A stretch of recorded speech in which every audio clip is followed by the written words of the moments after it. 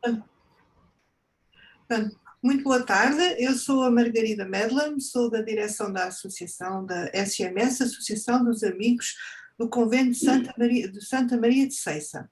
Foi fundada em 2013, para quem não conhece, pela Rosa Antonene, e somos uma associação cultural de, essencialmente, defesa do património, em especial do Convento de Ceiça, como todos sabem, está no estado em que está. Além disso, há 2 anos também associámos ao Projeto Rios da Associação de Educação Ambiental e, dentro do Projeto Rios, criámos esta colaboração com a biblioteca. E vou passar à doutora Gilda, que agora faça o resto da apresentação. Obrigada. Muito bem, eu só queria dizer-vos que boa tarde a todos, bem-vindos a esta palestra que está a ser realizada para assinalar o Dia Mundial do Ambiente e que é uma colaboração do município de Figueira da Foz com a Associação dos Amigos do Convento de Santa Maria de Ceiça. Realmente, como disse a Guida, é uma parte das ações que a Biblioteca Municipal está a desenvolver no trabalho realizado através do Projeto Rios, essencialmente ações que visam a valorização da literacia científica da comunidade. Tem especialmente a ver com algumas palestras que já se realizaram, vamos continuar a realizar, com a colocação de literatura em localidades mais afastadas da sede do Conselho e que as pessoas não têm possibilidade de vir à biblioteca buscar. A biblioteca leva às casas das pessoas. E também diversas atividades que nos associamos quando a Associação dos Amigos realiza as atividades junto à Ribeira de Ceiça.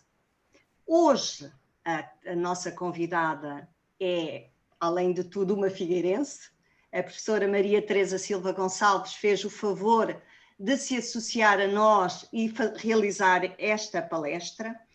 A professora Maria Teresa é docente no Departamento de Ciências da Vida da Universidade de Coimbra e é investigadora na Unidade de Investigação e Desenvolvimento do Centro de Ecologia Funcional da Universidade de Coimbra. É natural da Figueira da Foz, onde estudou e concluiu o ensino secundário e prosseguiu a formação académica na Universidade de Coimbra, onde realizou a licenciatura e o doutoramento. A sua área de investigação é a ecologia de fungos micorrízicos, muitos dos quais produzem cogumelos. Alguns dos projetos em que tem trabalhado visam o estudo e caracterização das comunidades de fungos dos pinhais do litoral e também de áreas de carvalhais das serras de Sicó e Alvaiázere. Nesse âmbito, tem participado em diversas ações de divulgação do papel dos cogumelos nos ecossistemas. Senhora professora, muito obrigada. Bem-aja pela disponibilidade e pela amabilidade de estar aqui hoje connosco para assinalarmos o Dia Mundial do Ambiente. Muito obrigada. Boa tarde a todos. Eu é que agradeço, já fui apresentada, eu é que agradeço o convite, tanto à Biblioteca Municipal, na pessoa da doutora Gilda que me contactou, como à Associação dos Amigos do Convento de Santa Maria de Ceiça, e tenho todo o gosto em estar hoje, em conversarmos aqui um bocadinho, e é louvável que estas duas entidades tenham decidido também, sendo de cariz essencialmente cultural e muito concretamente a Associação virada para o Património Cultural, mas tem desenvolvido de facto ações no âmbito do património natural e hoje, dado ser o Dia Mundial do Ambiente, então é com todo o gosto que me associo e que vou falar um bocadinho do meu tema de trabalho e tentar divulgar um pouco e conquistar o entusiasmo das pessoas que nos estão a ouvir para este grupo de organismos. Dão-me só um pouco, eu vou partilhar a tela.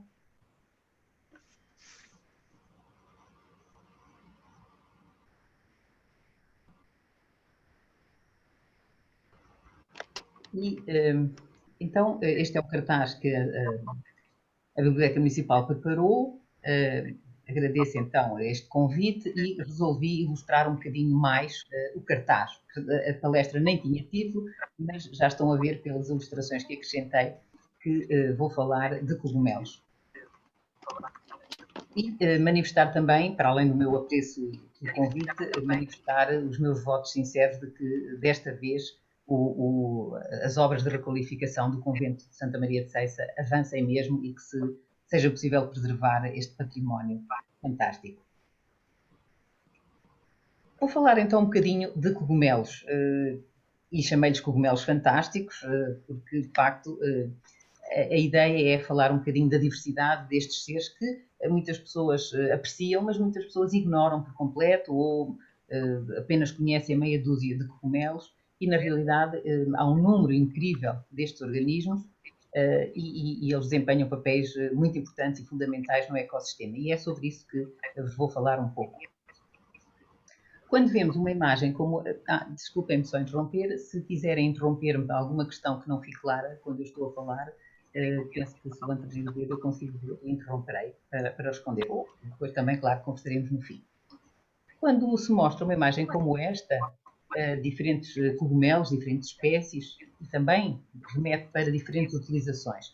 Possivelmente, quando falamos em cogumelos, diferentes pessoas imaginam ou passeios no campo, que às vezes dão e que encontram frequentemente cogumelos de espécies bonitas, exemplares bonitos, vistosos, coloridos. Outras pessoas lembram-se apenas de algo ligado com a alimentação, uma vez que muitos são usados na alimentação e podemos adquiri-los no supermercado.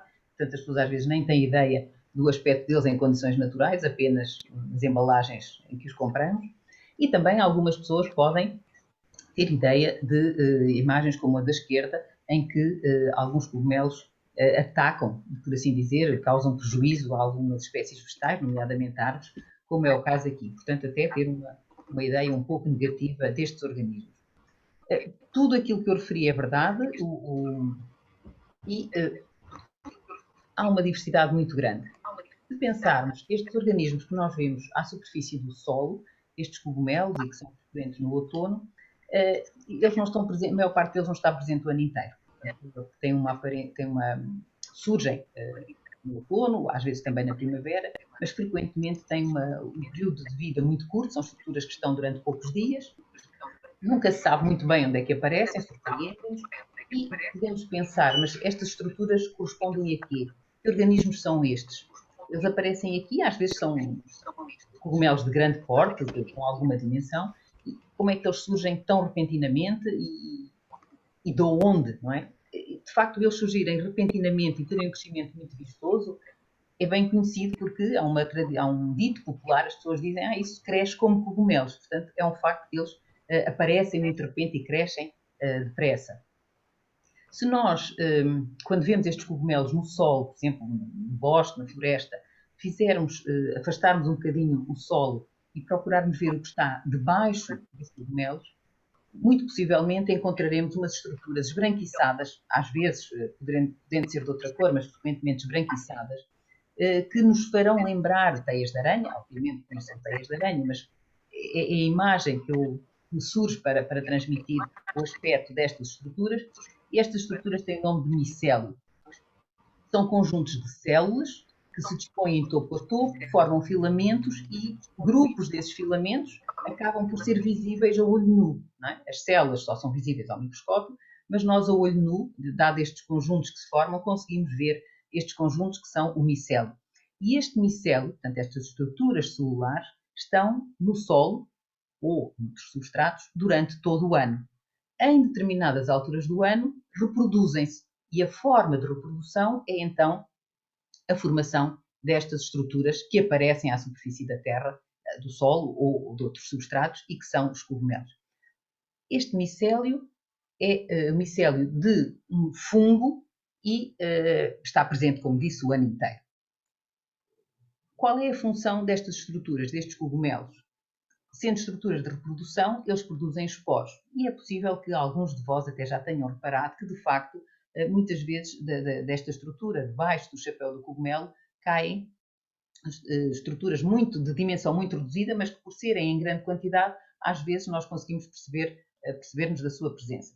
E, portanto, aqui temos, muito resumidamente, o ciclo de vida de um fungo, que um fungo tem aqui o micélio, debaixo do solo, em determinadas alturas produz uma estrutura de reprodução, que é o cogumelo, e a função do cogumelo é produzir esporos. Estes esporos caem no solo, vão germinar e vão voltar a desenvolver, a dar origem a novo micélio. E, muito resumidamente, está aqui então o ciclo de vida de um de um fungo que produz cogumelos. Se quisermos ver imagens mais reais, procurando sob o solo, de facto, o aspecto do micélio é como este que está aqui representado. Isto é uma fotografia, perdão, e cá temos então um fungo, uma espécie, um exemplar que até é bem conhecido da maior parte de nós, em que se vê, estas imagens são fantásticas porque vê-se aqui a quantidade enorme de esporos. Eles são microscópicos e, portanto, para se conseguir ter este aspecto, para além da habilidade da pessoa que fotografou e das condições de luz, mas de qualquer das maneiras isto mostra bem a quantidade enorme de esporos que cada cogumelo produz e faz parte do seu ciclo de reprodução. Portanto, os cogumelos, agora perguntamos, são plantas? Durante muito tempo foram considerados plantas, mas eu penso que todos sabem que na realidade não são plantas. E mesmo quando no século XIX, princípios até do século XX, eram considerados plantas, os botânicos sabiam que estes organismos eram bastante diferentes das plantas. Eles não são verdes, não produzem clorofila e não são capazes de sintetizar o seu alimento, digamos assim. Mas animais? Também não são animais.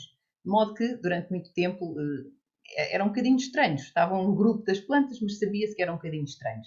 Finalmente, reconheceu-se que as suas características próprias são tão distintas dos animais e das plantas que tiveram direito, foi-lhes reconhecido, a um reino próprio. Portanto, para além do reino animal e do reino vegetal e de outros organismos, mas há então o reino fungi.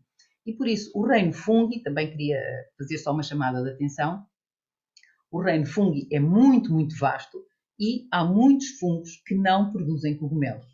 Se lembrarem, por exemplo, daqueles bolores que em casa às vezes até nos aborrecem porque apodrecem o pão ou apodrecem a fruta, ou se pensarmos nas leveduras que são fundamentais para fazer o pão, a cerveja, o vinho, esses organismos são fungos. Só que são fungos que não produzem cogumelos.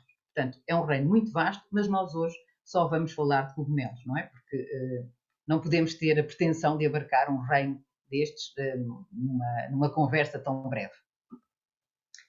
E, na realidade, são um grupo, mesmo considerando apenas os que produzem cogumelos, e por isso muitas vezes dá-se-lhes o nome de macrofungos, fungos que produzem estruturas que nós vemos a olho nu, todas estas que estão aí na imagem, nós conseguimos ver a olho nu, têm uma diversidade muitíssimo grande. Estou a falar neste caso, olhando para a imagem, o que sobressai é a diversidade morfológica. Algumas espécies com certeza que reconhecerão, outras talvez nunca tenham reparado, ou algumas não são tão comuns, mas vamos então deter-nos um bocadinho para alguns aspectos da diversidade morfológica. Aliás, também já temos feito às vezes atividades com crianças e quando se pede, uma criança, mas qualquer pessoa pensa, quando se fala no cogumelo, geralmente a ideia é uma estrutura como esta, com um chapéu e um pé. Neste caso, podemos ver, e esta é uma espécie, não está aqui indicado o nome, mas esta é uma espécie comestível e que muitas pessoas provavelmente reconhecem, alguns até podem já ter consumido. Podemos ver aqui no pé que tem uma ornamentação e tem aqui um anel. Este anel move-se, é duplo e move-se. E o chapéu com estas estruturas que contrastam um bocadinho com a cor de fundo. Se olharmos debaixo do chapéu, podemos ver aqui as lâminas. Este é outro exemplar, mas este aqui também tem lâminas. Podemos ver as lâminas e podemos ver ainda uma estrutura aqui na base do cogumelo que parece uma meia, como se o pé do cogumelo estivesse calçado com uma meia. Tem o nome de volva. De qualquer das maneiras, quando olhamos debaixo do chapéu, muitas vezes vemos lâminas e as lâminas podem ter cores diferentes. Vemos aqui dois exemplos em que são nitidamente diferentes, mas nem sempre são lâminas. Muitas vezes, debaixo do chapéu, vemos estas estruturas, poros, arredondadas, não é? Estruturas alongadas, e também alguns exemplares menos comuns, mas também acontece, terem estas agulhas, que aqui se mostram em tamanho um bocadinho maior. Seja como for, em todos estes casos, estas estruturas que estão sob o chapéu, portanto sejam lâminas, poros ou agulhas, a função é sempre a mesma, é a produção de esporos. Esporos esses que só são visíveis ao microscópio óptico, mas lá está, a quantidade às vezes é muito grande e até no campo, quando há vários cogumelos que estão uns sobre os outros, o chapéu de um pode deixar cair os esporos sobre o chapéu do outro e às vezes a pessoa consegue aperceber-se da presença e até da cor desses esporos. Mas também há muitos cogumelos que não têm pé e chapéu. E estes já poderão parecer um bocadinho mais fora do comum, mas alguns são muito comuns nos nossos bosques. E alguns, inclusive, têm nomes comuns, o que, quando existem nomes comuns para os organismos, isso de facto dá-nos indicação de que são conhecidos da população. E com os cogumelos isso não acontece muito em Portugal. Há bocadinho, quando falávamos ali com a Dona Françoise, ela disse que em França, de facto, isso é mais habitual. Mas, por exemplo, estes aqui, o que podemos ver é uma estrutura globosa, uma estrutura arredondada. Quando os esporos que se formam lá dentro, em quantidades imensas, estão prontos para ser libertados, há um orifício aqui na extremidade do cogumelo, que é aberto e libertam-se por aqui quantidades incríveis de esporos. E isto parece fumo, e isto faz com que o nome vulgar há várias espécies com este aspecto morfológico, o nome vulgar é, por exemplo, lufas de lobo, não é? Porque aquilo parece. Alguns são muito bonitos, como estes, que também estão aqui a libertar os esporos, e que têm uma estrutura em forma de estrela. Estes fazem lembrar corais. Estes são uns cogumelos também com uma cor fantástica, este alaranjado, mas às vezes tem um tom vermelho mais forte. Tem um cheiro terrível, se nos aproximarmos damos logo conta que tem um cheiro terrível. Estes são as morquelas. Estes são aqui as imagens não têm escala, portanto estamos aqui a falar estão representadas espécies com tamanhos diferentes. Estes são geralmente de dimensão pequena, mas muito facilmente visíveis porque têm uma cor de facto muito apelativa, que sobressai muito do solo, faz um contraste muito grande. E depois também estes aqui, que são de dimensão muito reduzida, mas são muito bonitos, fazem lembrar ninhos. Bom, toda esta diversidade de fungos, se pensarmos, nas imagens que mostrei, muitos deles aparecem no solo, mas nem sempre. E se estivermos atentos ao local onde eles aparecem, veremos que alguns são muito específicos, ou seja, alguns só aparecem em determinado substrato. São exigentes, têm os seus gostos muito particulares e são muito exigentes.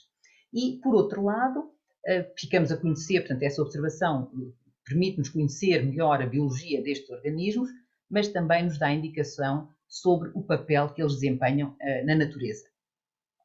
Por exemplo, temos aqui este, que é uma pinha que já está caída no solo, já não tem pinhões, vê-se também as agulhas de pinheiro, e o cogumelo está a aparecer daqui. Portanto, terão caído esporos de um outro exemplar que estavam ali, que germinaram, havia ali micélio, germinou e produziu este cogumelo.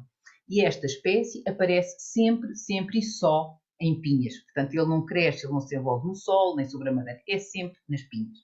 Temos aqui estes dois que são muito pequeninos, a fotografia está muito ampliada para que se consiga ver, com esta cor muito bonita, são de pé e chapéu e estão sobre uma folha. Já uma folha morta, uma folha em decomposição. E estes também se aparecem, e há muitas espécies que só se desenvolvem sobre as folhas. A pinha aqui também já era uma pinha morta, portanto tem decomposição. Este que já há bocadinho referi, e que é a Macrobiota procera, que as pessoas chamam, depende dos locais, mas às vezes tortulhos, frades, púcaras, enfim, tem muitos nomes vulgares. É um cogumelo que aparece no solo, mas quando nós, por exemplo, vamos colher e afastamos um bocadinho o solo na base do pé, notaremos seguramente que ele está sobre restos de matéria vegetal morta. Restos de folhas, ramitos que já estão em decomposição. E depois temos esta imagem que nos mostra uma quantidade grande de cogumelos a desenvolver sobre um tronco já caído. O tronco estava cortado, está deitado no solo da floresta e está cheio de cogumelos. Se nós removermos aqui um bocadinho da casca deste tronco caído, veremos seguramente que há ali muito micélio. E é desse micélio que estão a ser originados todos estes cogumelos.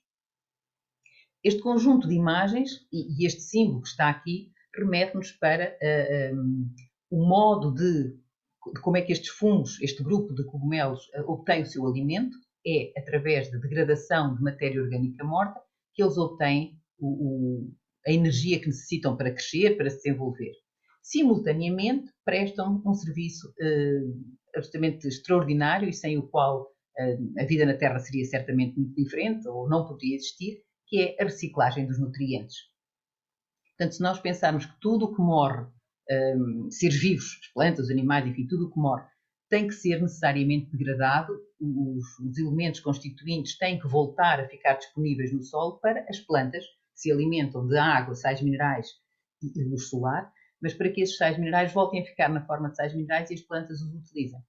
Se não fosse a ação destes fungos, a matéria morta acumular-se-ia e, enfim, o ciclo da vida seria interrompido. Portanto, estes fungos que fazem a reciclagem dos nutrientes, a partir da degradação da matéria orgânica morta, têm de facto um papel absolutamente fundamental nos ecossistemas em condições naturais. Mas nem todos os fungos obtêm o seu alimento desta forma. Há fungos que vivem em parceria com plantas, concretamente com as raízes das plantas. E podemos ver aqui também um daqueles cogumelos que a maior parte das pessoas conhece. Sim, em francês é o tio-mouche, não é? Manita mata-moscas, Manita muscaria. E podemos ver que da base do cogumelo está representado o micélio, as células que formam o micélio, e aqui na proximidade há uma planta com raízes e há zonas onde o contacto entre o micélio e a raiz dá origem a estas estruturas que aqui estão representadas esquematicamente, mas aqui podemos ver duas imagens reais destas estruturas que resultam da simbiose, da parceria entre o micélio do fungo e a raiz da planta. Chamam-se micorrizas e são de facto muito importantes, estas parcerias são muito importantes e benéficas para a planta e para o fungo. Para o fungo, porque através desta simbiose, desta parceria, a planta cede ao fungo hidratos de carbono, energia, essencialmente. E, portanto, é dessa forma que o fungo obtém a energia que necessita para crescer e se desenvolver. E qual é a vantagem para as plantas? É que estes fungos melhoram, ajudam a nutrição das plantas, facilitam-lhe, digamos, a vida em termos da aquisição de nutrientes minerais e de água, muitas vezes. E, portanto, é uma associação que é benéfica. E muitos cogumelos que vemos na floresta e na região onde vivemos e nas saídas de campo que podemos fazer, cogumelos como, por exemplo, os míscaros, que são aqui representados, ou os boletos, que são também muito conhecidos, são de facto são espécies de fungos que obtêm os seus, cuja nutrição depende de facto desta associação. E, portanto, é uma associação, na maior parte das plantas encontramos as raízes colonizadas por fungos destas espécies e é de facto uma parceria importantíssima para o bem-estar das plantas e, quem diz das plantas, depois, obviamente, que isso acaba por se refletir no bem-estar e na saúde das florestas, dos bosques e de todas as comunidades vegetais. Há ainda um grupo de fungos que coloniza, que obtém o seu alimento de organismos vivos, e nomeadamente aqueles fungos que crescem sobre árvores vivas e que às vezes vemos até nos parques da cidade, às vezes nas árvores da cidade. Alguns causam algum prejuízo à planta, mas às vezes é um prejuízo relativamente pequeno, portanto obtém o seu alimento, a nutrição, de organismos vivos. No caso daqueles que se colonizam plantas, o prejuízo pode ser relativamente pequeno e a planta, quando são árvores, sobrevive e não se incomoda muito. Em alguns casos, o prejuízo é acentuado. Mas em condições naturais, temos que pensar que geralmente também as plantas que sofrem mais com esses fungos patogénicos são aquelas que já estão muito envelhecidas ou em condições a passar sede, há pouca água disponível no solo, ou poucos nutrientes, portanto, plantas que já estão numa condição debilitada e, de facto, sim, a colonização pelo fungo pode causar a morte dessas plantas. Mas em condições naturais, geralmente esses processos não têm um impacto negativo grande, pelo contrário, vão contribuindo, de facto, às vezes para acelerar a morte das árvores que já estão muito envelhecidas e, dessa forma, também acabam por contribuir para a renovação, para permitir o crescimento das árvores mais jovens, que precisam de luz, nutrientes, etc. E, portanto, é de facto verdade e fundamental que saibamos que os fungos desempenham um conjunto de funções fundamentais para a saúde e a sobrevivência das comunidades, nomeadamente das comunidades vegetais, em várias formações de florestas, bosques, prados também. Muitas espécies de cogumelos podem encontrar-se em prados, não apenas em florestas, e resumi aqui do lado direito, portanto, as funções dos principais grupos, as funções realizadas pelos principais grupos de cogumelos. A reciclagem dos nutrientes, a associação com as raízes das árvores e, bom, referi brevemente que alguns são patogénicos, é um número relativamente pequeno de espécies, e depois vemos ainda aqui uma imagem que é uma lesma de grande dimensão, são lesmas que são muito comuns nos pinhais, isto é também uma fotografia do pinhal, vêem aqui as agulhas do pinheiro, a alimentar-se muito satisfeita de uma amanita muscária.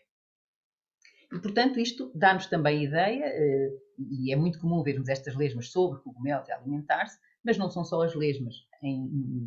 Nos habitats, muitos outros organismos, esquilos, os javalis, raposas e muitos vermes, as formas larvares de muitos insetos alimentam-se de cogumelos. Portanto, esta estrutura do fungo, o cogumelo, também faz parte de muitas cadeias alimentares e, dessa maneira, eles acabam por ser também elementos importantes nos ecossistemas.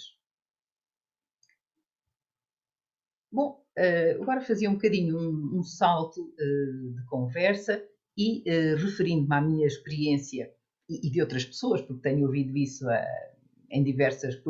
contado por diversas pessoas, quando se fazem saídas de campo e vão pessoas que têm menos experiência e que conhecem pouco e que estão interessadas em aprender, em passear um pouco e também em condições na natureza e aprender, quando encontram cogumelos, quando aparece um exemplar, a pergunta que é sempre feita é se aquele exemplar, se aquela espécie se come ou não se come.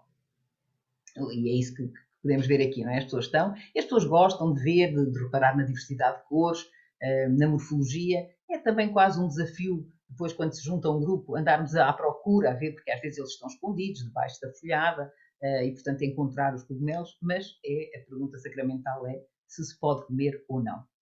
E muitas vezes não é fácil responder. Há espécies algumas espécies nós conhecemos muito bem e podemos responder, mas há muitas outras que carecem de uma identificação mais cuidada, a pessoa não é capaz de identificar imediatamente e, portanto, é necessário observar bem o exemplar, consultar livros, guias de campo para fazer a identificação correta. Mas relativamente à comestibilidade, digamos assim, dos cogumelos, é preciso notar que há uma série de espécies que são comestíveis e que são bons comestíveis pelas suas características de sabor, de textura, e esses são de facto os interessantes em termos de alimentação. Depois há uma série deles que não, enfim, podem ser comestíveis, mas ou porque não têm grande sabor, ou porque são muito pequeninos, ou porque têm uma textura pouco agradável, acabamos por por considerá-los sem interesse. E depois há, de facto, o problema de haver um conjunto de espécies, não é um conjunto muito grande, mas é importante, que são as espécies que são tóxicas.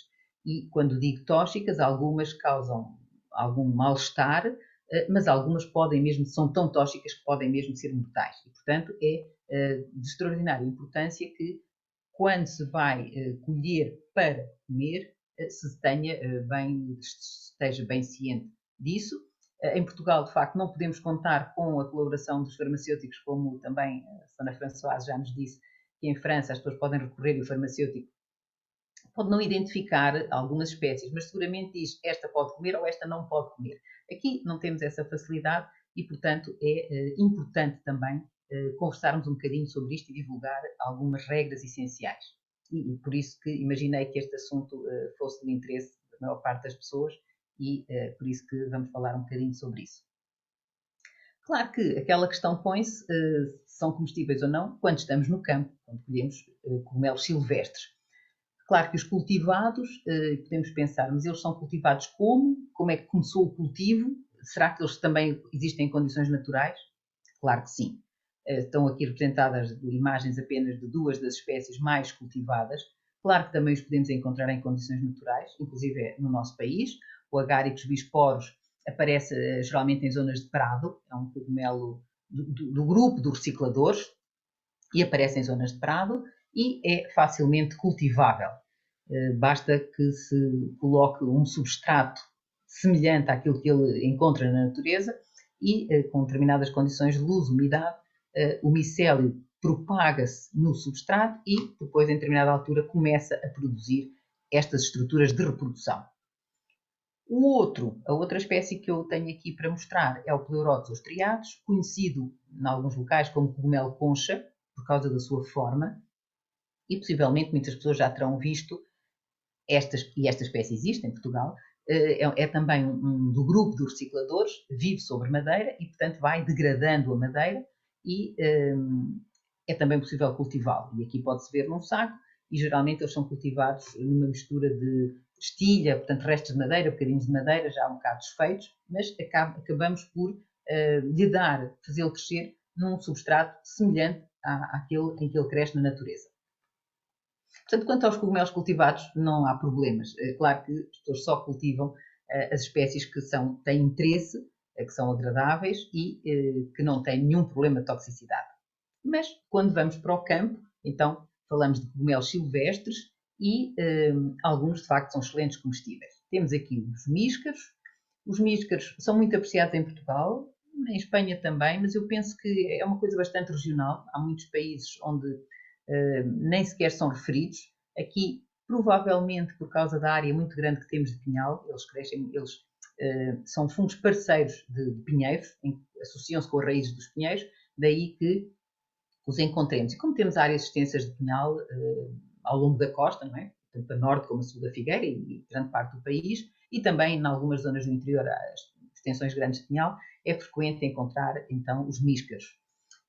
Outras espécies com interesse são os boletos, os franceses apreciam muito, os italianos particularmente, os fungos especiais Porcini, cantarelos cibários, Amanita cesárea, e a Amanita cesárea tem este nome porque era uma espécie que o imperador César, o imperador romano, apreciava muito, daí o nome desta espécie, isso é de facto um excelente comestível. Outros, como por exemplo os tortulhos, já disse há pouco, têm nomes variados consoante a região do país. Os pés são bastante fibrosos, que as pessoas geralmente, como eles crescem muito, ficam com os chapéus muito grandes, consomem apenas os chapéus. Lactários deliciosos é engraçado, porque isto é um nome científico, mas o próprio nome científico faz alusão a essas características agradáveis em termos de comestibilidade, não é? Ele é tão bom comestível que tem isso espelhado no nome, deliciosos. E depois este que em Portugal julgo que não costuma ser consumido, cresce também nas árvores, pode atingir dimensões consideráveis e os ingleses chamam de galinha do bosque, precisamente porque aparece nos bosques e terá um paladar, um sabor que faz lembrar carne de galinha. Bom, é preciso, de facto, ter muita atenção e muito cuidado, porque correm-se alguns riscos se não for tido todo o cuidado que é necessário. E o exemplo que tenho aqui para mostrar é precisamente a confusão que pode surgir, o engano que pode surgir, quando se pretendem colher e se colhem míscaros, que estão aqui representados, portanto um cogumelo com pé e chapéu, as lâminas são amarelas, e este pé completamente liso, não há nenhum anel e aqui na base não vemos nenhuma estrutura, como eu há bocado referi, que pareça uma meia. Este outro, nesta imagem, parece muito diferente, é a Amanita phalloides, é um cogumelo, é o mais tóxico que existe e, portanto, o símbolo que está ali é de facto mortal, ele pode provocar a morte e provoca se não houver um socorro muito rápido e muitas vezes um transplante renal. Os casos, quase sempre, quando se ouve falar de intoxicações e de casos mortais aqui em Portugal, é por ingestão de Amanita phalloides, mas nós olhamos para este exemplar e vemos que o tom do chapéu é um bocadinho diferente, mas é uma característica que pode enganar se eles apanham mais sol ou menos sol. De qualquer das maneiras, depois vemos aqui que ele tem um anel bastante desenvolvido, que está aqui também evidente no esquema, e tem então na base do pé, tem uma volva.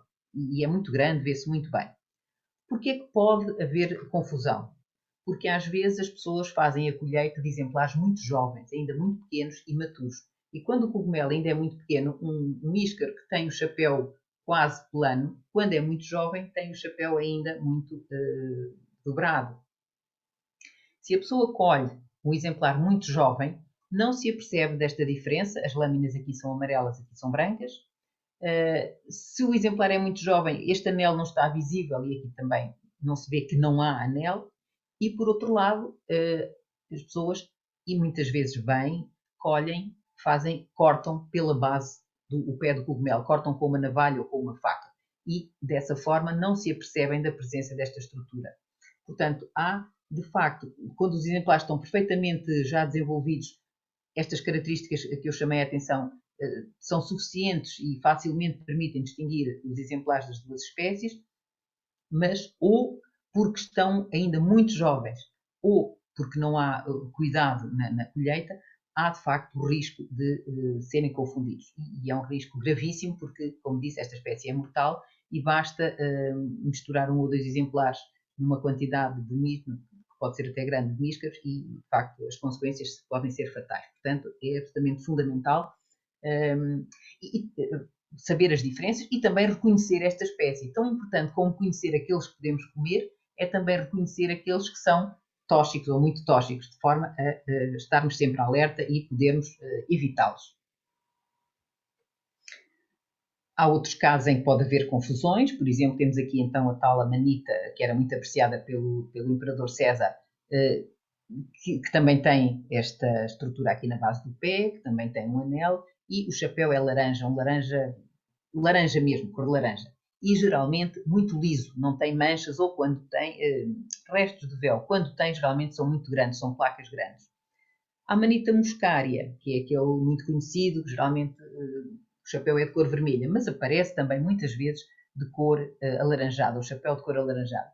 E tem estas placas, que são restos de uma estrutura que já existiu e que foi rompida, mas às vezes o que acontece é, por exemplo, a alturas de muita chuva, estas estruturas, estas escamas podem ser completamente limpas e ele pode ficar quase liso. Portanto, enfim, há o risco de confusão de um com o outro. De qualquer das maneiras, a volva, esta estrutura é diferente numa espécie e noutra. E, bom, ainda que seja desejável identificá-los bem, não fazer confusões, este pode causar alguma perturbação, algum mal-estar, mas não é uma espécie fatal como a espécie que referi antes. Uma espécie muito consumida em toda a Europa, cantarelos cibários. Outra espécie, estes são cogumelos de dimensão muito pequenina, mas são muito, muito bonitos e são muito vistosos, porque este pé cor de laranja é de facto um laranja vivo, que se destaca muito bem no solo do pinhal, seja sobre as agulhas, seja sobre este musgo. E, apesar da pequena dimensão, eles aparecem geralmente em grupos muito grandes. Isso também é uma coisa que eu não referi, entre as muitas que eu não referi. Há espécies que caracteristicamente aparecem mais ou menos isoladas, ou em pequenos grupos, e há outras que aparecem em grupos muito grandes. E geralmente esta espécie aparece em grupos muito grandes, de forma que, apesar de eles terem, cada um, serem indivíduos de dimensão pequena, é fácil colher uma quantidade razoável. São excelentes comestíveis. Há outros cogumelos que podemos encontrar nos mesmos locais, por exemplo, em pinhais, e que podem ser confundidos se não se for cuidadoso. Por causa da cor, e estamos a ver estes, por exemplo, que até lhes chamam o falso cantarelos, porque se pode confundir com aqueles ou com aqueles, mas na realidade a estrutura do chapéu, mesmo a forma aqui são lâminas, isto aqui são umas pregas. Portanto, não nos podemos guiar apenas pela cor, é preciso olhar para outras características. E estes aparecem sempre no solo, enquanto estes, por exemplo, o onfalotus, é uma espécie de dimensão maior e é um laranja muito vivo e também é relativamente fácil de distinguir, desde que estejamos alerta e não olhemos apenas à cor dos exemplares. Depois, muitas vezes também as pessoas perguntam, mas qual é a maneira de distinguir os comestíveis dos tóxicos? É por causa da cor? É por terem anel ou não terem anel? Bom, não há nenhuma, infelizmente, mas não há nenhuma característica que nos permita dizer os assim são tóxicos e os daquela maneira são comestíveis. Cada espécie tem as suas características e temos que os conhecer. Mas nunca é demais relembrar, por possivelmente as pessoas que me estão a ouvir saberão isso, mas nunca é demais insistir que, de facto, há uma série de ditos, de crenças que não são verdadeiras. E, portanto, alguns cogumelos podem ter um sabor agradável ou um odor agradável, mas isso não é a garantia de que sejam comestíveis. O facto de serem comidos por animais também não nos garante que não sejam tóxicos, porque os animais têm um metabolismo diferente e podem ter a capacidade de degradar algumas substâncias tóxicas e nós não. E vimos há bocado, por exemplo, aquela lesma alimentar-se da manita muscária, e nós não devemos consumir a manita muscária.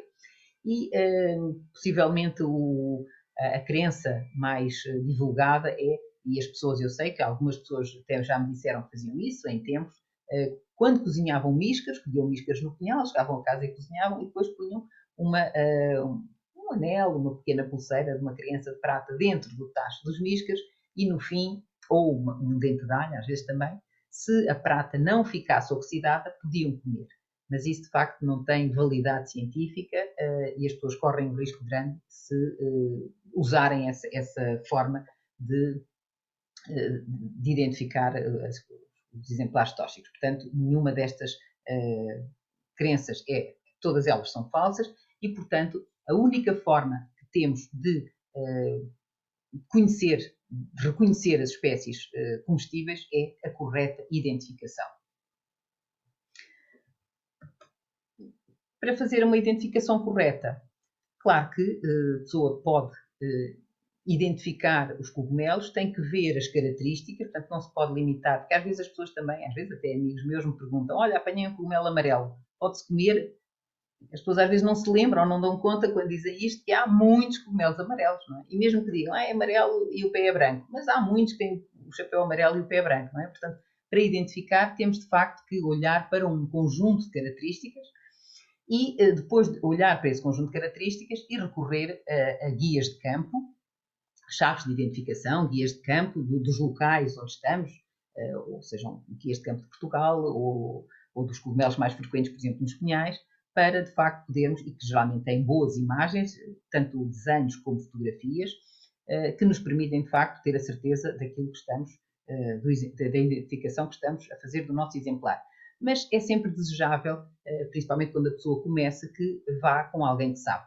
E essa pessoa que sabe pode ser uma pessoa que sabe por experiência, porque começou desde muito novo a acompanhar as pessoas que sabiam e a colher, e é o que acontece geralmente com os coletores de miscas, inclusive essas pessoas que colhem para vender, e geralmente não há problemas nos restaurantes, nesses grupos e as pessoas comem miscas e vendem no mercado e vendem em pequenas mercearias de bairro, porque de facto os coletores são pessoas que têm muita experiência, aprenderam e que em caso de dúvida põem de lado e só colhem aquilo.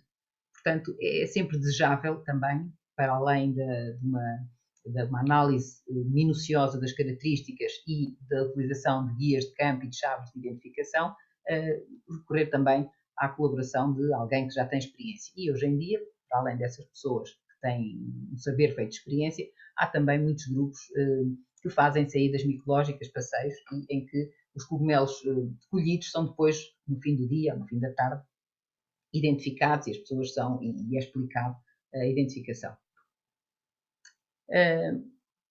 Por isso, resumindo, a correta identificação das espécies é fundamental, não há testes simples para determinar a comestibilidade e depois há um conjunto de outros cuidados que devem ser considerados, como por exemplo não colher em locais poluídos. Porquê? Porque os cogumelos muitas vezes absorvem facilmente e acumulam substâncias tóxicas que podem estar no solo. Estamos a falar de uma zona poluída ou onde foram utilizados pesticidas ou uma zona onde há próximo de uma fábrica, onde há resíduos industriais, os cogumelos podem acumular substâncias tóxicas que a eles não lhes faz diferença, mas depois se ingerirmos esse cogumelo pode-nos causar algum dano. Portanto, não porque a espécie seja tóxica, mas porque está contaminada.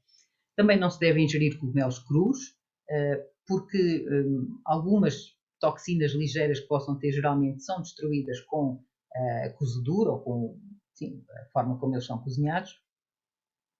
Também não devemos colher exemplares muito velhos, até porque geralmente já estão por dentro cheios de larvas e, portanto, não é nada boa ideia. Também nunca se deve ingerir grandes quantidades as pessoas que vão colher, enfim, que estão habituadas e que todos os anos comem, mas nunca é aconselhável ingerir grandes quantidades, porque em determinada altura o organismo pode ter uma manifestação desagradável e, portanto, quantidades relativamente pequenas e não consumir vários dias a fio, por exemplo. Porque também algumas pessoas são mais sensíveis, isso acontece com outros alimentos e, portanto, também pode acontecer com a ingestão de cogumelos. E por uma questão de precaução, também porque geralmente as crianças muitas vezes ainda não se sabe como é que o organismo reage, por uma questão de precaução, será mais seguro não dar cogumelos silvestres. Neste caso, estou sempre a falar de cogumelos silvestres, em relação aos cultivados, já vimos que estas questões não se colocam.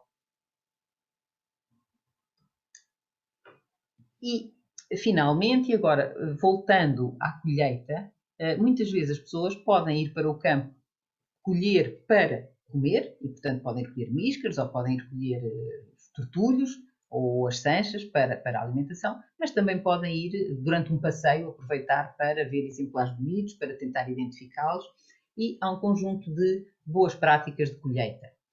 E também, já mais uma vez, há pouco a Sra. Françoise falou nisso.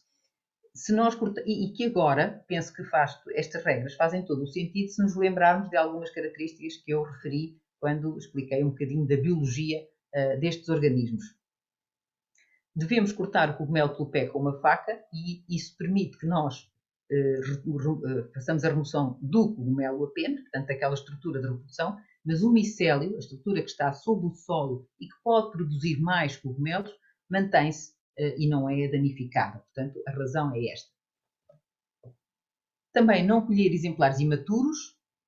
Aqui há duas ordens de razões. Há bocadinho eu referi o problema de, quando ainda estão imaturos, ainda estão muito pequenos, ser mais difícil identificá-los. Por outro lado, se os colhemos imaturos, eles ainda não libertaram os esporos.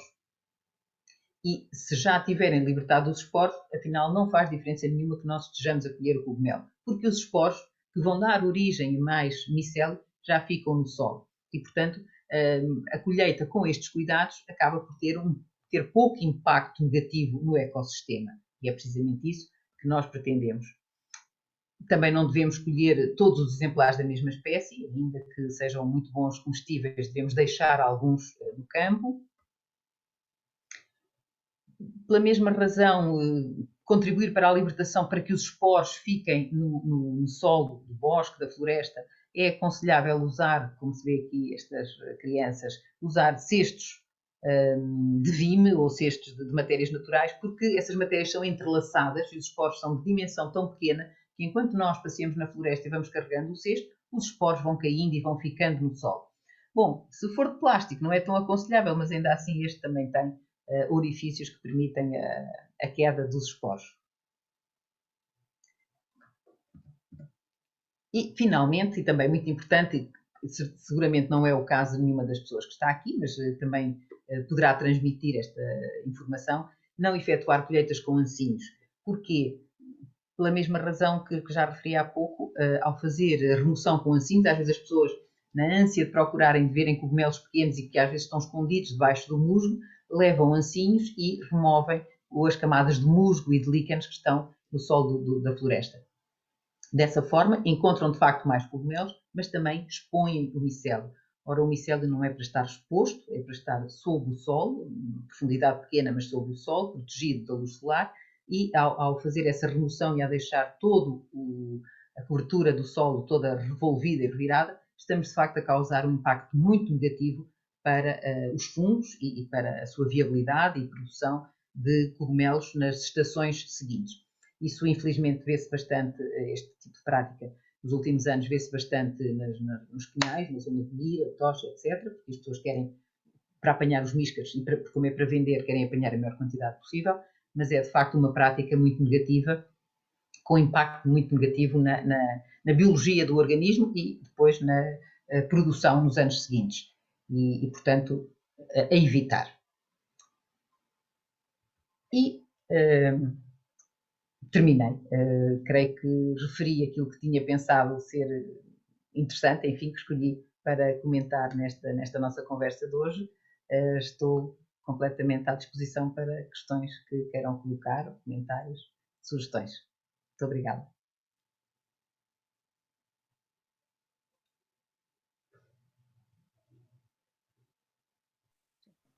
Posso fazer uma pergunta? Posso? Obrigada, doutora Teresa. Eu não sei, Guida, temos duas questões no bate-papo, verdade? Temos lá duas questões da senhora Maria Teresa Rito. Doutora Teresa, quer colocá-las ou quer que a Guida leia? Eu também consigo ler.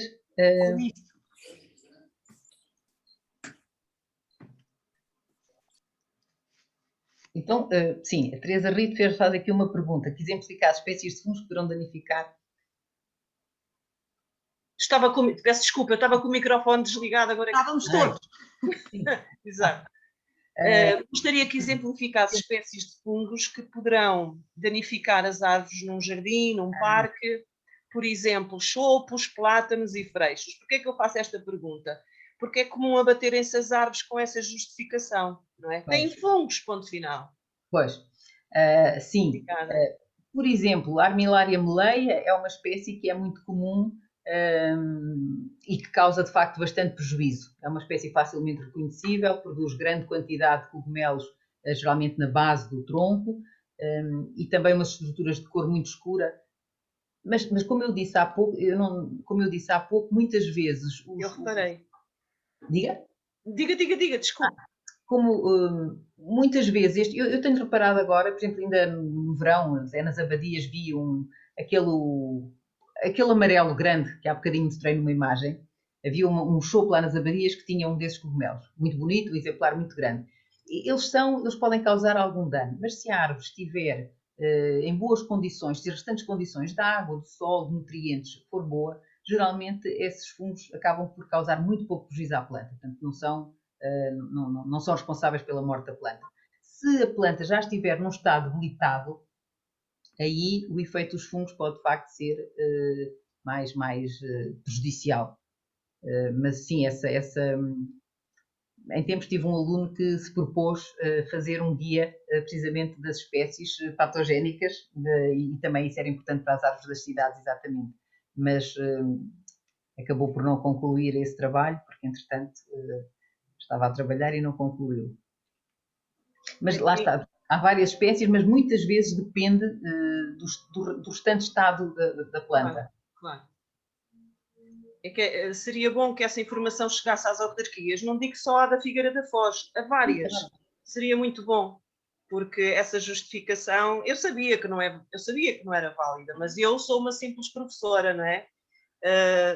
Quem investiga, quem trabalha mesmo no terreno, quem tem todos esses trabalhos, pronto, talvez conseguisse mudar a mentalidade que nós temos, infelizmente, em muitas autarquias do país. Não é? Mas, de qualquer dos modos, eu conheço, não sei agora dizer, mas há um trabalho feito por um espanhol, que é uma pessoa que trabalha numa empresa de, digamos, ecologia urbana, destas pessoas que fazem o tratamento de árvores em espaço urbano e que publicou um guia, precisamente como esse que foi pena, mas o meu aluno acabou por não concluir esse trabalho. E ele fez isso e, portanto, possivelmente até há bastantes semelhanças, não é? Porque daqui para a Espanha, possivelmente, o clima não é muito diferente e, possivelmente, muitas das espécies usadas nas cidades são semelhantes. Posso tentar obter a referência ou até esse livro e depois faço-lhe chegar. Está bem? Obrigada. Entretanto, peço desculpa, diga-me outra vez qual foi o nome da espécie que citou. Há bocadinho, Armillaria meleia. Obrigada. Tem cor de mel, os cogumelos têm assim um tom cor de mel. É talvez dos mais... Sim. Mas há, por exemplo, nas abadias, muito frequentemente, os chopos têm um cogumelo que é o Agrosciba agerita, que até é um excelente comestível e que também desenvolve-se na madeira, mas não causa prejuízo. Pode pensar que sim, mas não causa, lá está. A menos que a árvore já esteja muito debilitada. Claro, com certeza. Obrigada. Sim. Eu até tenho uma amiga que sabe escolher os cogumelos e que vai às abadias às vezes tirar um ou outro. Possivelmente, com moderação. Possivelmente é bastante ecologista. É uma das espécies que ela colhe. A Agrosciba agerita. Uhum. mas eu só vejo aqui essas duas... Ai não, desculpe, Carolina. Eu também tenho outra questão. Como lhe digo, a única publicação, não estou a dizer que não haja, a publicação que eu me estou a lembrar que poderia ser interessante sobre os fundos em espaços urbanos é essa de um autor espanhol. Eu vou tentar obter a referência, ou porque às vezes estas publicações até pode estar disponível na internet, e se assim for eu depois faço-lhe chegar essa informação. Está bem? Se não se importa. Sim, não sei se é sócio da associação ou se quer deixar o seu e-mail. Não posso deixar o meu. Nós fazemos chegar, professora Sim, Teresa. Eu já vi que foi a Carolina que pediu, se quiser depois enviar-me, eu encaminho-lhe por e-mail. E acho que era só da... Ah, não, Jacqueline. Jacqueline, muito obrigada. Eu espero que... Pronto, acho que era só, não é? Da Teresa e da Carolina. Eu coloquei uma outra questão que tem a ver com, portanto, com o impacto, como é que está atualmente o impacto dos coletores portugueses, espanhóis ou outros nos ecossistemas, os coletores de cogumelos. É o que... Em Portugal e Espanha, em Portugal não temos estudos sobre isso, ou pelo menos minuciosos. É que muitas vezes para fazer um estudo do impacto da colheita e da forma como se colhe, é preciso que tenhamos espaços consideráveis em que possamos quantificar todas as pessoas que lá vão e tudo o que elas colhem. E aqui em Portugal, em termos eu enfim, fiz parte de um projeto na zona dos Pinhais de Mira, mas nós fazíamos essa avaliação, mas simultaneamente andavam muitas pessoas, muitos coletores lá, e portanto nós na verdade não sabíamos tudo o que era colhido, não é? Nós só quantificávamos aquilo que nós colhíamos. Mas há um trabalho feito por suíços que tiveram a possibilidade de trabalhar numa área em que só eles é que colhiam, portanto eles quantificavam tudo que era colhido, com a grande vantagem, e o que é que não é habitual, um trabalho que foi feito ao longo de 25 anos, uma coisa extraordinária. E eles chegaram à conclusão, e na altura estes resultados foram muitas pessoas ficaram admiradas, o impacto mais negativo não era propriamente a colheita dos cogumelos, porque lá está, se os cogumelos são colhidos quando já estão completamente desenvolvidos, já libertaram os esporos, acaba por não ter um impacto muito grande na biologia do organismo do micélio que fica no solo. O principal impacto negativo era quando a quantidade de pessoas, o pisoteio era muito intenso, quando havia muitas pessoas, muito pisoteio, isso provocava a compactação do solo, e isso era negativo para o micélio. E colheita, como eu há bocado referi, feita com ancinhos ou formas de que as pessoas perturbam o solo. A perturbação do solo onde está o micélio, de facto, tem um impacto muito mais negativo do que a colheita do cogumelo em si. Ora, como lhe posso dizer, não valores quantitativos, mas da observação, qualquer pessoa que passe de vez em quando nesses pinhais aí do litoral, constata-se, por exemplo, na zona de Quiais, das lagoas de Quiais, é muito fácil constatar que há pessoas que vão com ancinhos, às vezes grupos de pessoas que vão com ancinhos e que removem tudo e deixam tudo virado. Isso, de facto, tem um impacto muito negativo. Também poderia haver informação sobre isso, não é? Seria interessante haver uma informação exposta sobre essa situação, poderia ser que mais pessoas respeitassem, não é? Se eu puder intervir, talvez tenha parte da resposta sobre os pinhais aqui mais perto de nós. Sou o Vítor Marques, a Teresa conhece-me. Olá, sim, e com a doutora Teresa também já tive a oportunidade de falar ao telefone, uma vez que na minha escola eu procedia à colheita de lactários deliciosos que crescem em várias escolas da Figueira da Foz e que as pessoas não reconhecem, e portanto eu estava a colher e a Inês, que é a minha colega e amiga, ela telefonou, inclusive, lembra-se dessa conversa, não é? Portanto, como então já deve saber, eu sou coletor há muitos anos, 20, 30 anos de cogumelos, e tenho verificado ao longo deste tempo, de facto, a escassez dos míscaros, não é? do Tricoloma equestre nas matas de Quiais. todos os que nós temos agora aqui vêm mais da tocha e de mira, porque nas matas de ais, mesmo antes dos incêndios, desapareceram gradualmente. Ou seja, eu deixei de encontrar Tricoloma equestre aos poucos, cada vez foram rareando até que acabaram por desaparecer. Por duas práticas erradas, portanto, eu faço a prática correta, que é levo um cesto, uma navalha, portanto, tudo aquilo que disse.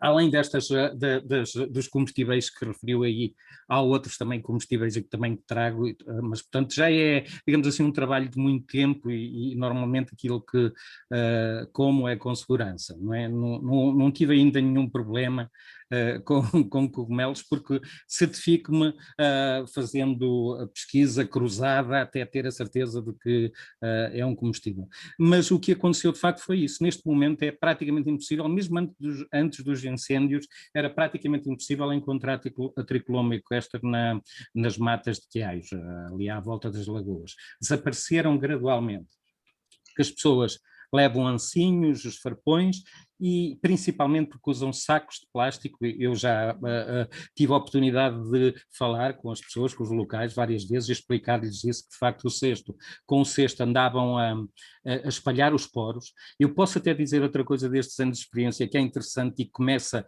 primeiro pareceu-me e agora já é, digamos assim, uma espécie de estudo empírico, que eu passo com o cesto nos mesmos sítios e ultimamente passo nos sítios onde tenho passado e há mais cogumelos que a primeira vez que eu lá passei, porque eu estou a fazer sementeia dos esporos.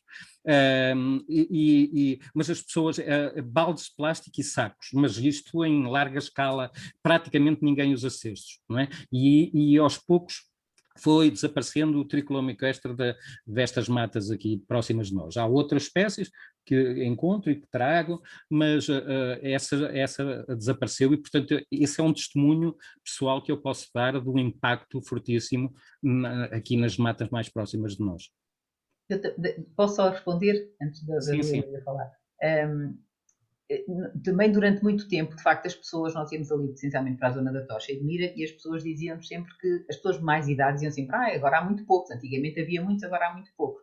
A determinada altura, e com base também nesta informação de outros trabalhos feitos noutros sítios, do tal impacto dessas práticas incorretas, como também agora, porque às vezes ao fim de semana, e mesmo de semana, agora estou a falar antes dos incêndios grandes, mas a quantidade de carros estacionados, e isso dá-nos logo ideia da quantidade de pessoas que andam a colher míscaros, é enorme. Há pessoas que vêm, percorrem muitos quilómetros para vir, passar uma manhã ou às vezes um dia inteiro a colher.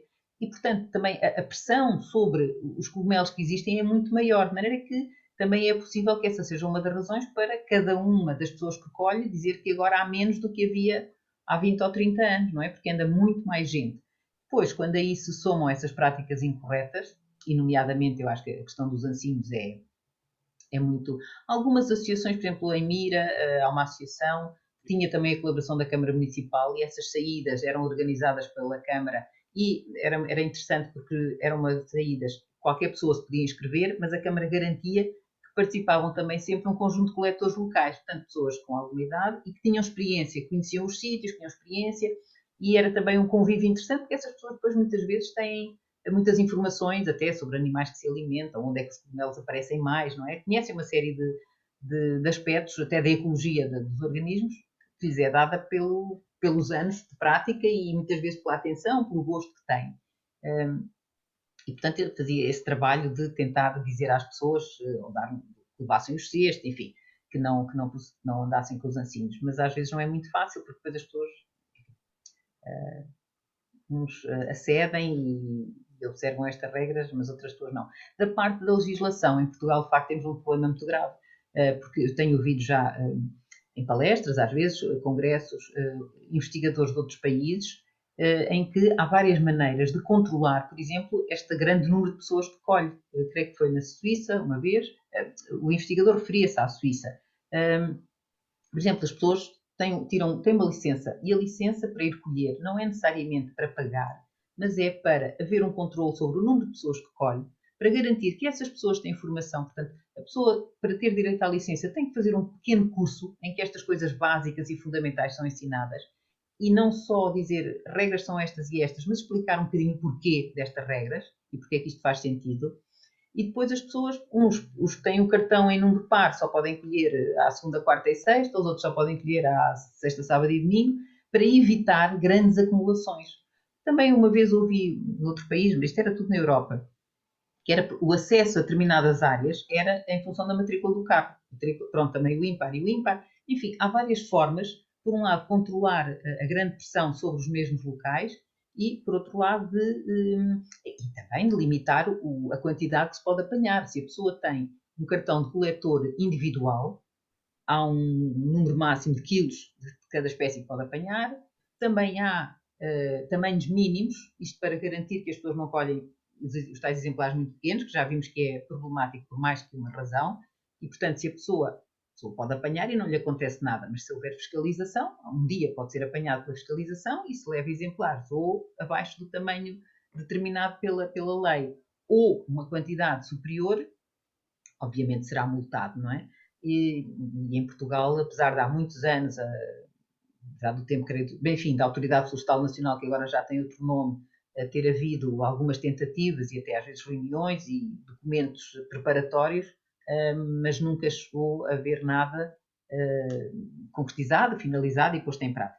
Porque as pessoas para irem caçar ou pescar têm que ter uma licença, mas no caso da colheita de cogumelos isso não acontece. E era de facto uma maneira de informar as pessoas, não é? E de regulamentar um bocadinho. Ok, já agora para acabar só a minha intervenção, era a outra questão da toxicidade e do Amanitas phalloides, que é o principal responsável pelas mortes em Portugal e praticamente em todo o mundo. O Amanitas, para além de ser perigoso colher jovens, exemplares jovens, eu penso que quando ficam velhos a confusão ainda aumenta, ainda é maior, porque ele começa por ser, para já há muitos aqui na nossa zona, e, portanto, eu encontro vários. Aqui atrás da minha casa, por exemplo, não há de outros. Portanto, muitos mesmo, em grande quantidade. E eles começam por vir assim, aquele branco ainda dentro do ovo, não é? Da volva, vem esbranquiçado com um ligeiro toque esverdeado, depois passam pelo verde, o verde limão amarelado, esse, quando estão assim, digamos, a meio crescimento, e acabam acastanhados. Mesmo as próprias lâminas, quando o exemplar é velho, aproxima-se muito, aí é que se aproxima perigosamente do Tricoloma equestre. Aí, quando são velhos, quando estão a ficar velhos, é mais perigoso. Eu acho que a confusão ainda é maior.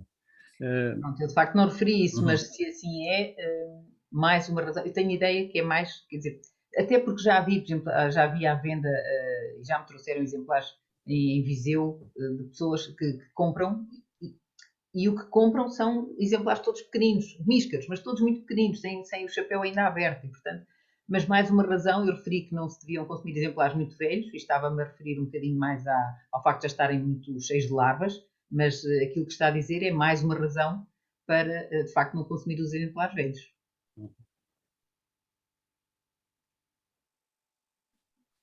Vi que... Eu coloquei lá uma imagem de um cogumelos que encontramos na Ribeira de Seixas em setembro do ano passado e eu não consigo identificar. Aonde é que colocou? Desculpa. Eu pus no chat, no fecheiro, podem descarregar, para descarregar. É uma imagem, não está lá? Sim, sim. Está, já vi. Vamos ver. São cinzentos.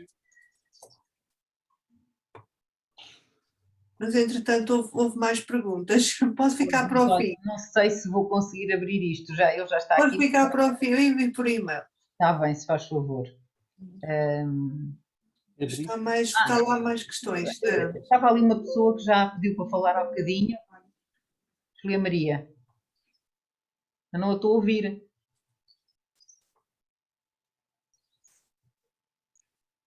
Não. Todos têm o micro desligado? Pois tem. Okay. A senhora Maria Rosa colocou uma questão. Por que é que eu não consigo falar? Não estou a ouvir nada. Bem, está aqui uma senhora... Sónia. Não. Não. A Sónia pergunta... Deixa-me só... Sónia Garcia. Antes da Sónia está lá sobre os cogumelos, se em Portugal temos cogumelos alucinogénicos. Alucinogénicos. Temos, a Amanita muscaria, por exemplo, é alucinogénico.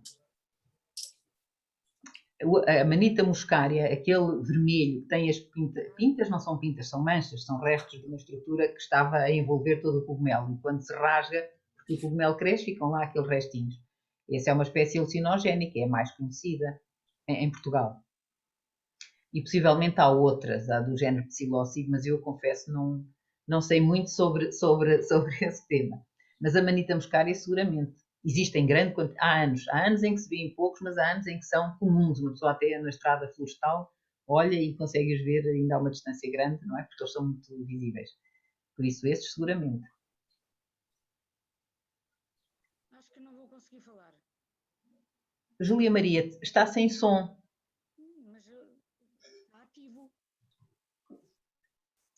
Está sem som. Qualquer problema, porque eu acho que ela... Mas não tem som.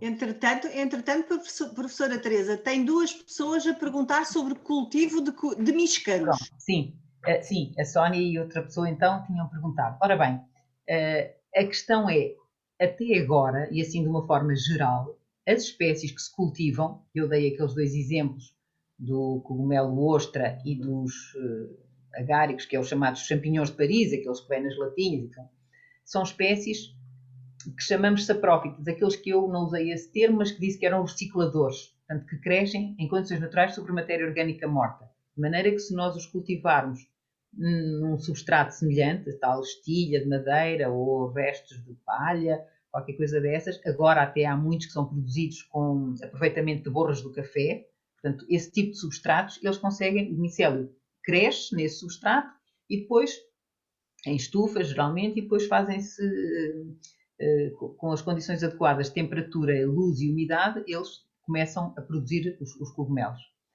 O que acontece é que as espécies que não são desse grupo, não são recicladores, são aqueles que vivem em simbiose com as raízes das árvores, até agora não tem sido possível cultivá-los. Sabe-se que eles vivem em simbiose, essas simbioses são as micorrizas que têm sido muito estudadas, são de facto estruturas extraordinárias, mas a verdade é que ainda não se conseguiu, e há muita gente a estudar isso, a tentar isso, que é conseguir cultivar em condições de quase como agricultura, não é? Esses cogumelos. Porque quando se conseguir isso, porque agora nós dizemos os cogumelos silvestres, os míscaros, os boletos, os cantarelos, todas as trufas, eu não falei das trufas, mas as celebradíssimas e caríssimas trufas, que são fungos que crescem debaixo do solo, são cogumelos. São fungos cujos cogumelos, em vez de virem para o exterior do solo, crescerem para cima, crescem debaixo do solo. E é por isso que depois os porcos e os javalis notam o odor deles, vão lá, ao comê-los acabam por danificar o cogumelo numa altura em que ele já está maduro e isso provoca a libertação dos esporos. E os esporos depois disseminam-se e dão origem a mais micélio. Mas, portanto, todas essas espécies são daquelas que vivem em simbiose com as raízes das árvores. E até agora ainda não se conseguiu cultivar esses fungos e conseguir que eles produzam cogumelos. Conseguem-se cultivar em caixas de Petri, o micélio cresce, mas o outro passo que é que eles produzam cogumelos, como fazem aquelas espécies, os agáricos e o cogumelo concha, isso ainda não se conseguiu. E é por isso que mesmo quando os vemos à venda no supermercado, desidratados, isso, quase de certeza, na maior parte dos casos, eles foram colhidos em condições naturais.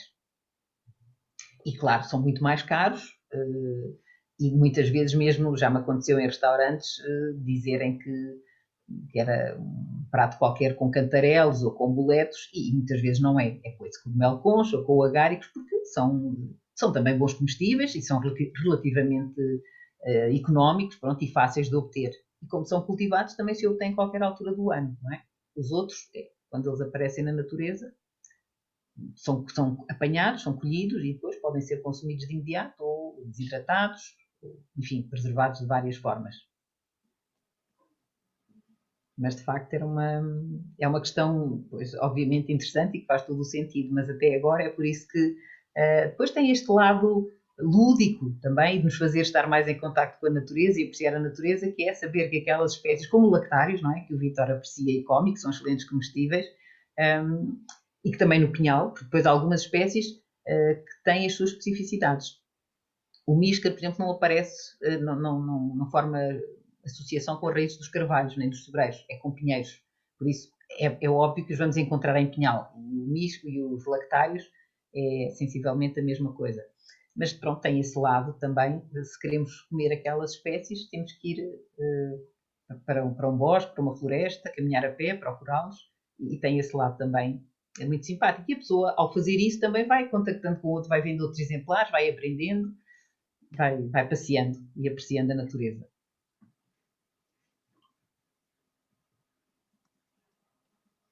Não sei se há mais questões. Muito obrigada. Eu estou a ler o que o Famo escreveu. Eu vi que há bocadinho a Júlia Maria tinha pedido a palavra, mas... Não consigo. Mas eu não estou a fazer nada, está aberto.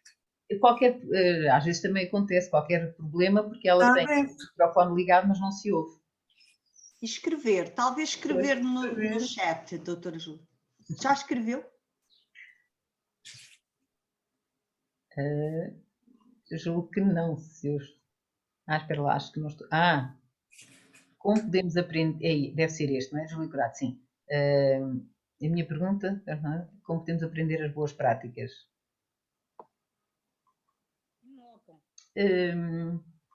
Pois é, fazer saídas de campo com...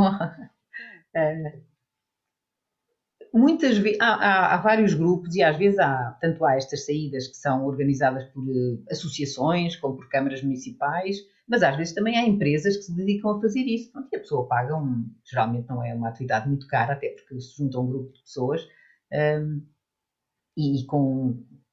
claro, temos sempre que ter a certeza que, mas quem organiza essas empresas são certificadas. Isso também acontece. Confesso que não sei se na Figueira é muito comum. Houve alguns anos em que houve umas saídas de campo e que depois até se fez uma exposição naquele pavilhão que agora já não existe, que estava ali no Parque das Gaivotas. Depois da colheita da saída de campo, as pessoas juntaram-se lá e houve uma exposição, identificação e exposição dos cogumelos colhidos. Mas que me lembro terá sido só um ano. Mas... No Chopal em Coimbra também tem efeito, ou não? Identificação de cogumelos. Não sei. É perfeitamente próximo que eu tenha colaborado, não. Mas é possível que sim. Eu já agora gostaria só de informar sobre outra coisa, que há um catálogo portanto, um guia de cogumelos das matas de quiais em específico, que se pode encontrar online, suponho que é da Drabble, qualquer coisa, a doutora conhece certamente, que é específico ali daquela zona. Foi o meu primeiro, digamos, quando comecei a ir para as matas de quiais, portanto há muito tempo já que uso e que tem... tem um número reduzido de espécies, necessariamente, mas praticamente todas as que há aqui na nossa zona. Comuns. Não se devem identificar os livros pela cor da capa, não é, doutora Gilda? Mas é um livro de capas castanhas, não é? O que está a referir? Acho que sim. Pois sim. O problema às vezes é que a pessoa, de facto, os guias de campo, quando só tem... Às vezes a pessoa não fica completamente esclarecida, porque basta ser uma fotografia apenas, e uma fotografia nunca apanha todos os aspectos, não é? Pode mostrar as lâminas, às vezes ao mostrar as lâminas não se vê a cor do chapéu, se vê muito bem a cor do chapéu, não se vêem tão bem as lâminas, enfim. Portanto, mas, se possível, não é? Por isso é que eu disse possível a pessoa ir com alguém que já sabe, e por outro lado também, eu pus só ali a imagem de 2 guias, em Portugal também não há muitos, claro que estes trabalhos são meritórios, eu acho que é isso que está a falar, e tem havido algumas publicações, mas, por exemplo, basta ir à Espanha e a quantidade de guias disponíveis é enorme. É? E há depois, alguns são guias das zonas dunares, outros são guias das zonas do interior, de serra. E muitas vezes é isso, a pessoa num guia tem uma imagem que não é tão elucidativa de uma espécie, no outro guia encontra melhor, mas depois aquele já tem fotografias melhores de outras espécies, portanto, de preferência também, a pessoa não deve cingir-se a um único guia. não é? E depois há as chaves dicotómicas, mas as chaves dicotómicas já exigem um bocadinho mais de uma identificação e um registro das características mais detalhado, não é? Mas também não é nada que não se possa fazer.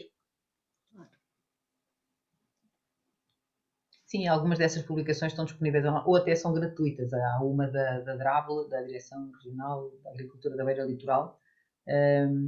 Lá está, é grátis, é gratuita, mas acaba por ser só distribuída quando há, por exemplo, algum evento em que está alguém, um dos autores do livro, ou alguém dessa instituição que participa e que leva os livros para dar. Não é assim, acho eu, tão fácil. Não sei. Olha, fiquei por Eu falar. suponho que este guia que me refiro que é da Drabble, sim. E eu estive aqui à procura, mas não encontrei agora. Está num PDF. Portanto, há um PDF que deve ser feito a partir desse tal do guia em papel, certamente. Este agora, foi a Sónia, não foi? Que colocou no chat. Foi que colocou. Sim, é um livro, o principal autor, ele fez aquilo como um estágio, ele tem o curso de, não sei se é Engenharia Florestal, bom, mas ele tem o curso da Escola Superior Agrária e fez como ou estágio de fim de curso, ou tese de mestrado, foi uma coisa dessas. E depois a instituição publicou, e de facto ele, durante algum tempo, durante o tempo em que esteve a fazer o trabalho, deslocava-se regularmente às matas quiais, que aliás eu lembro-me de algumas vezes que fui e que era uma zona que tinha uma grande diversidade, não era só a questão dos miscas, havia uma grande diversidade, era um sítio até bom para ir com os alunos, porque para fazer saídas era excelente. Portanto, se agora já não é assim, é lamentável, mas era um sítio muito, muito interessante, porque numa área relativamente pequena e de fácil acesso podiam-se ver espécies muito diferentes, um número elevado de espécies. Já agora só uma última questão.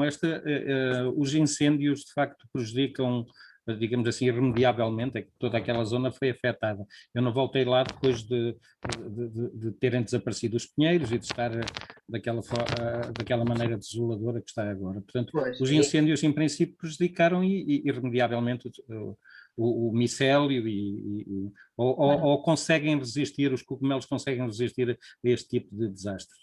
Depende das espécies, mas também há espécies que até aparecem, eu fui lá algum tempo depois dos incêndios, já há mais de um ano talvez, e há espécies de cogumelos que até crescem em madeira queimada, por exemplo, ou em sol queimado, e até espécies que não tínhamos visto antes, mas estou a falar de um número pequeno, e que depois apareciam abundantemente. Mas claro, tem um impacto muito negativo. Primeiro porque e como aconteceu ali, a temperatura e a duração do fogo foi intensa, não é? O micélio, obviamente, é afetado por aquelas uma coisa é um fogo superficial, não é? Que passa. Outra coisa é, no estado em que aquilo ficou, a temperatura que atingiu, seguramente danificou o micélio. E depois, por terem ficado reduzido drasticamente o número de árvores, aqueles fungos que vivem em simbiose com as raízes das árvores não têm hospedeiro, não é? E é desses hospedeiros que eles obtêm os hidratos de carbono, pronto, a sua forma de alimentação. Portanto, obviamente que isso tem um impacto muito negativo. Alguns podem sobreviver, alguns podem também associar-se a raízes daquelas plantas como os cistos, os alímios que existem por ali, mas a população, no fundo, a população de fungos no solo diminui drasticamente. E eu tive a notícia há relativamente pouco tempo que uma das nossas zonas onde íamos com mais regularidade e tínhamos alguns campos de ensaios era ali próximo da Praia do Palheirão. Não, estou a mentir. Mais ou menos. Quando se vai da Tocha para a Praia da Tocha, depois entre uma cortada à direita, quando se vai pela estrada florestal e que íamos até à zona do Palheirão. E essa área foi toda cortada. Portanto, tinham ardido árvores, muitas, mas havia algumas bocados, algumas zonas que ainda estavam com vegetação. Algumas árvores tinham sobrevivido. E aqui há tempos, a colega com quem costumo trabalhar foi lá e vinha desolada porque as árvores tinham sido todas cortadas. Dava a sensação que ia ser instalada, não sei se painéis fotovoltaicos, enfim, uma coisa dessas, porque estava completamente, tinha sido um corte raso. Que, aliás, isso é outra coisa, quando se querem preservar estas espécies de floresta, em termos de silvicultura, o corte raso é uma coisa a evitar. Não é? Devem-se, na medida do possível, a portalhões e deixar algumas árvores, ou ter o cuidado também de permitir que existam alguns outros arbustos que também sejam parceiros hospedeiros dos fungos, para que as populações de fungos no solo não diminuam muito. Porque isso, no fundo, depois também vai afetar o desenvolvimento dos exemplares jovens. Depois, quando se semeia o pinhal ou se planta o pinhal, as plantas pequenas, se não tiverem aqueles fungos no solo, também não vão ter o crescimento que podiam ter. Portanto, também vão ressentir-se da falta desses fungos no solo. Portanto, os silvicultores também deviam sempre considerar este aspecto da importância dos fungos e destes fungos que produzem cogumelos para a vitalidade da floresta.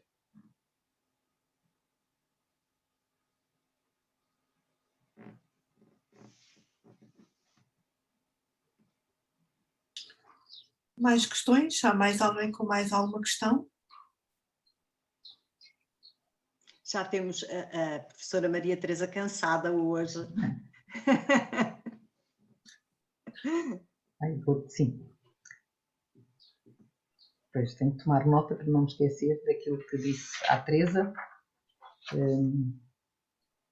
do guia, dos fungos patogénicos, não é? Nas árvores, em ambiente urbano.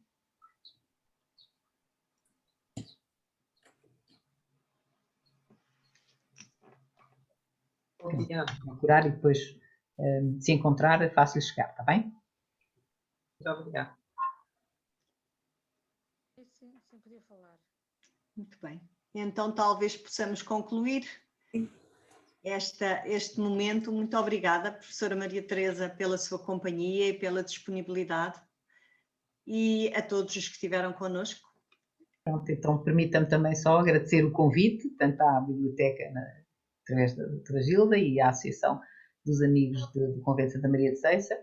Agradecer a presença de todos e espero que tenham ficado com vontade de conhecer mais e melhor os cogumelos e este grande grupo de organismos que são os fungos, e desejar que a Associação continue entusiasmada, que tenha boas notícias em breve, não é? Que as obras no convento de facto se iniciem e que isso seja motivador, não é? Para a continuação das vossas atividades, que sei que não se limitam a isso, e ainda bem, portanto, manifesto também a minha disponibilidade caso se venha a proporcionar outra atividade. Obrigada. Tá? Muito obrigada também. Professora Teresa. Boa tarde a todos. Continuação, Obrigada, boa tarde. Obrigada. Bom fim de semana. Obrigada. Obrigada, igualmente. Obrigada. Deus, obrigada.